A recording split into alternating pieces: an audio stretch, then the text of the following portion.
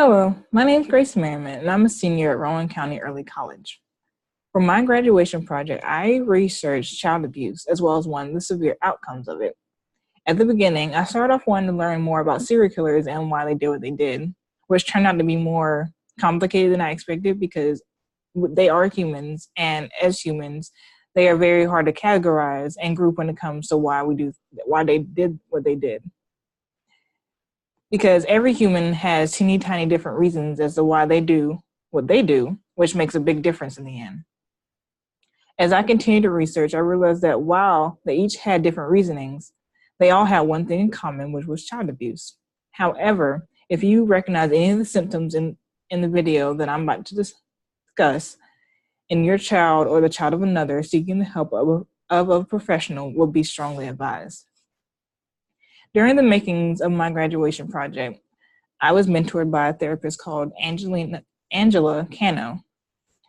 And during my mentoring with her, we attended a trauma camp where I noticed that not many of the parents or guardians knew exactly how to get their child to open up about their trauma or abuse. So I decided, in an effort to help educate them, to make a video that will help them better understand what child abuse is and how it affects their child and how to deal with it properly.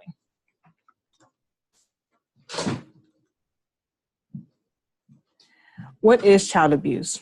Child abuse is the physical or mental mistreatment of an underage child or the sexual molestation of an underage child. Neglect, while one may think that neglect will fall under the mental abuse category, it is not. It's when a parent, caregiver, or guardian fails to provide a child's basic needs, such as food, shelter, education, emotional needs, or medical treatment. How to recognize these symptoms. A child who has experienced any sort of child abuse or neglect may feel guilty, ashamed, or confused. As a result of these feelings, they will refrain from seeking help, especially when they are being hurt by someone that's supposed to be taking care of them. They will also begin to cave in on themselves and not know it, but the evidence will be there. They will withdraw from friends or their usual activities. They may show change in behavior, such as aggression, anger, or hyperactivity, depression or anxiety. They may self-harm or make attempts at suicide. They may even try to run away. Keep in mind that these are just warning signs. If you see them, this does not automatically mean that a child is being abused. It just means that there is a possibility. What to do? Avoid denial and stay calm, showing any evidence that you do not believe a child if they're trying to speak to you and share their story, or any sign of disgust, anger, or fear may cause the child to shut down and stop sharing. Do not try to interrogate them.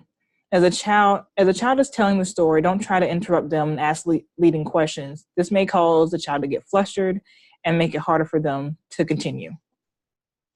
Make sure to reassure them.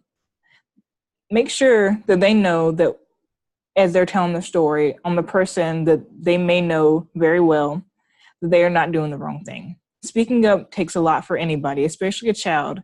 And if they feel like they shouldn't have done that, they may never say anything again, and they'll just suffer silently.